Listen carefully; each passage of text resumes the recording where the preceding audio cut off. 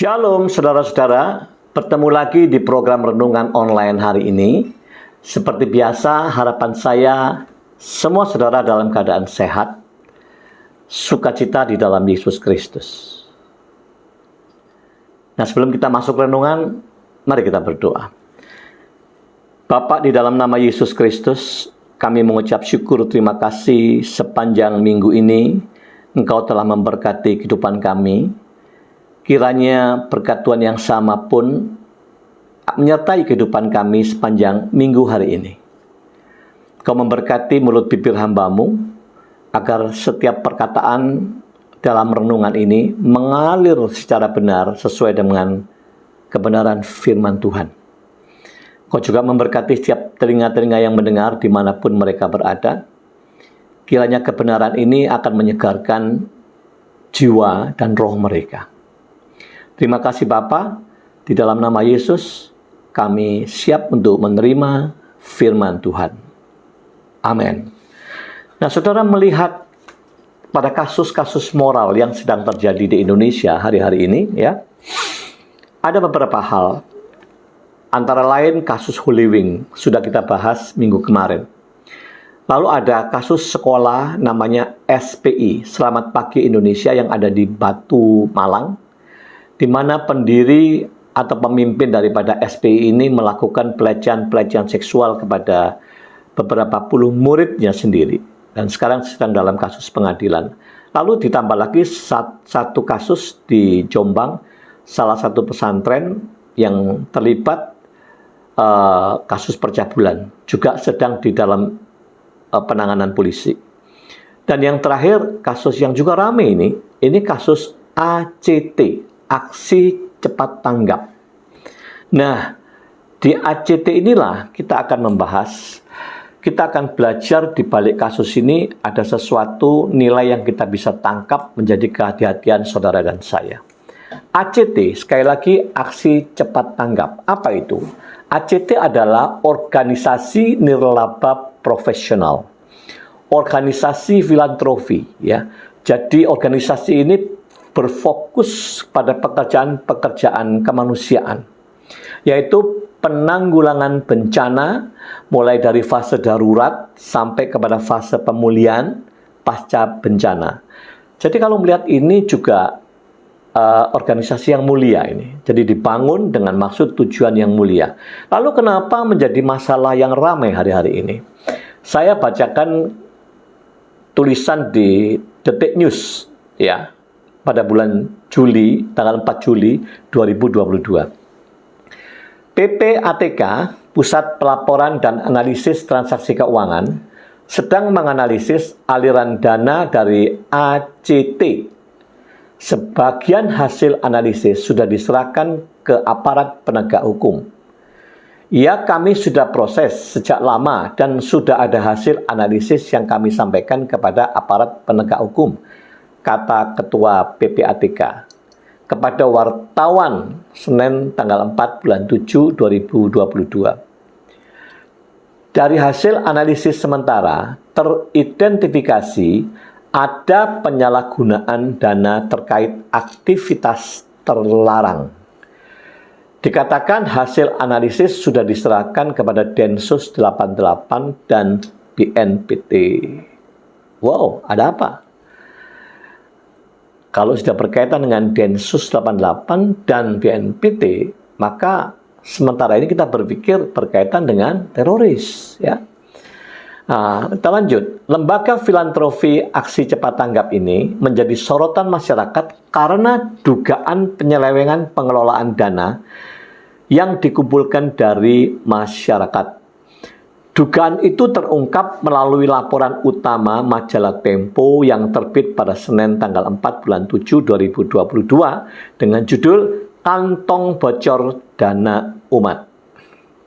Dalam dokumen laporan keuangan ACT tahun 2022 dipublikasikan lewat situs resmi ACT, disebutkan total donasi di tahun itu mencapai 519 miliar 354 juta 229.464 519 miliar dalam tahun 2020.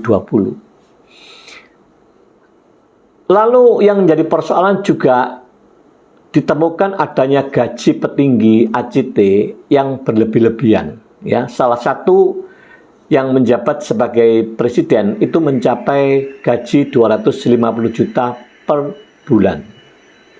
Belum lagi gaji direktur-direktur yang lainnya. Lalu juga pemakaian fasilitas-fasilitas kendaraan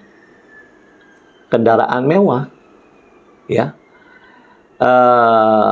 Belum lagi juga ada penyelewengan untuk pembelian aset lain untuk rumah dan peralatan rumah tangga itu sendiri. Jadi ini luar biasa, saudara, ya.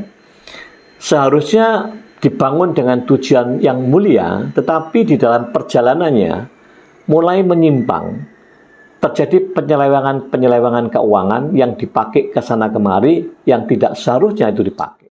Nah, gambaran ini mengingatkan kita orang-orang Kristen, orang-orang percaya ini, bahwa peristiwa yang demikian ini juga sangat mungkin terjadi di dalam dunia kekristenan.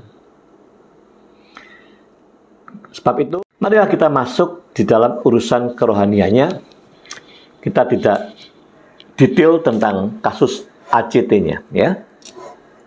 Saya teringat kata-kata seseorang yang bernama Mahatma Gandhi. Mahatma Gandhi mengatakan, "Saya suka kepada Kristus, tetapi saya tidak suka dengan kekristenan." Aneh, ya? Ada apa kata-kata ini? Kata-kata ini sungguh suatu teguran keras bagi kita orang-orang Kristen, di mana lewat kehidupan, yaitu etika, perkataan, tindakan, tingkah laku, perbuatan, cara berpakaian, etos kerja kita, itu justru membuat orang lain tersandung. Justru membuat orang lain menjadi menolak Kristus, ya, membenci kepada kekristenan.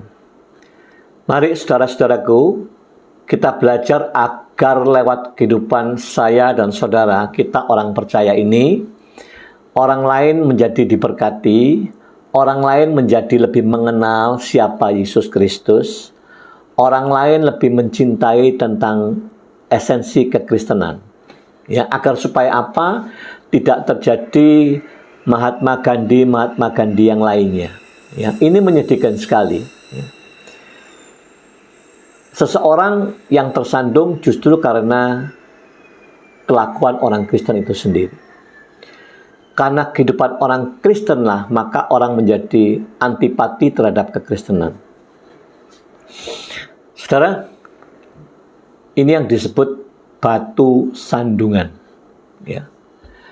Batu sandungan itu kiasan yang menunjukkan perilaku orang atau tingkah laku orang yang membuat orang lain menjadi berdosa, yang membuat orang lain itu berperilaku dosa dan menolak Kristus. Ya. Menyedihkan sekali, ya. Saya akan bacakan di dalam Roma 14 ayat 13. Karena itu janganlah kita saling menghakimi lagi. Tetapi lebih baik kamu menganut pandangan ini, 2. Jangan kita membuat saudara kita jatuh atau tersandung. Janganlah saya dan saudara ini membuat orang lain jatuh dan tersandung. Aduh, saudara, lewat perkataan ternyata bisa membuat orang menjadi ikut berdosa. Ya, saudara, ingat peristiwa beberapa bulan yang lalu, yaitu adanya kasus robot trading yang hari ini sudah bertumbangan. Nah, ada salah satu robot trading di mana orang-orang di dalamnya itu, salah satu leader mereka juga mempromosikan bisnis itu demi keuntungan pribadi.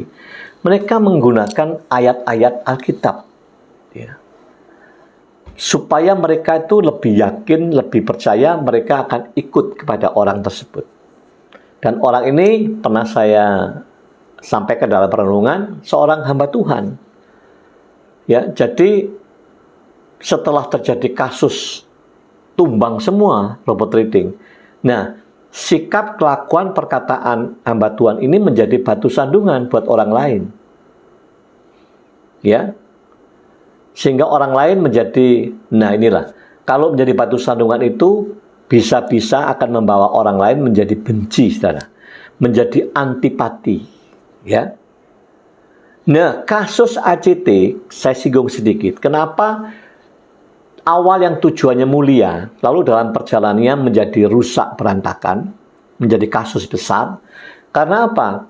Kalau di dalam iman kekristenan, saudara dan saya harus ingat bahwa mamon, yaitu harta dunia ini, kekayaan dunia, uang, ya, mamon itu adalah kompetitornya Tuhan Yesus.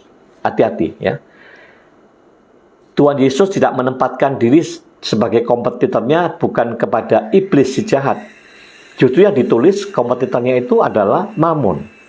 Jadi si jahat iblis itu pandai, dia pintar menggunakan mamon untuk menyaingi Tuhan Yesus, menyaingi saling berpengaruh kepada manusia ini. Ya, nah ini mengingatkan kita bersama di dalam Matius 6 ayat 24, ya. Tak seorang pun dapat mengabdi kepada dua tuan. Karena jika demikian, ia akan membenci yang seorang dan mengasihi yang lain. Atau ia akan setia kepada yang seorang dan tidak mengindahkan yang lain. Kamu tidak dapat mengabdi kepada Allah dan kepada Mamon. Nah, ayat ini mengajarkan kepada kita bahwa hati-hati ya soal Mamon, soal harta dunia ini. Kalau engkau tidak mewaspadai, engkau tidak bisa cinta kepada dua-duanya. Ya, sebab kalau engkau fokus kepada mamon, maka dengan Tuhan saudara akan jauh. Kalau saudara fokus kepada Tuhan, maka mamon tidak bisa mengikat hati saudara. Inilah konsekuensi yang terjadi kepada kehidupan kita. Nah, kasus ACT, kenapa? Karena uang yang masuk demikian melimpah. Itu 1 tahun aja sudah tercatat 500 miliar lebih, ya. Dan kalau dihitung beberapa tahun, berarti bisa triliun, kan? Nah, orang bisa berubah hatinya karena melihat jumlah angka yang demikian besar. Sehingga timbullah keinginan-keinginan, maksud-maksud yang lainnya di dalam orang itu. Ya, kalau orang sudah mulai mementingkan keinginan sendiri, kepentingan sendiri, egois, itu Alkitab catat. Di mana ada iri hati dan mementingkan diri sendiri, maka di situ akan timbul kekacauan dan akan timbul berbagai macam kejahatan, perbuatan-perbuatan jahat. Menyedihkan, saudara, ya, ini menyedihkan. Nah, mari kita menyadari posisi saudara dan saya ini. Kita ini siapa? Kita ini sebagai orang Kristen siapa dan harus bagaimana? Ya. Ini penting. Posisi kita harus menyadari terus-menerus. Ya. Matius 5 ayat 14 dan 16. Kamu adalah terang dunia. Kota yang terletak di atas gunung tidak mungkin tersembunyi. Lagi pula orang tidak menyalakan pelita lalu meletakkan di bawah gantang, melainkan di atas kaki tian sehingga menerangi semua orang di dalam rumah itu. Demikianlah hendaknya terangmu bercahaya di depan orang, supaya mereka melihat perbuatanmu yang baik dan memuliakan Bapakmu yang di surga. Karena melihat perbuatanmu yang baik sebagai teladan, maka orang akan memuliakan Tuhan. Tetapi kalau perbuatan kita kebalikan, perbuatan yang jahat, yang merusak, orang melihat dan orang tidak memuliakan Tuhan, tetapi orang akan timbul kebalikannya.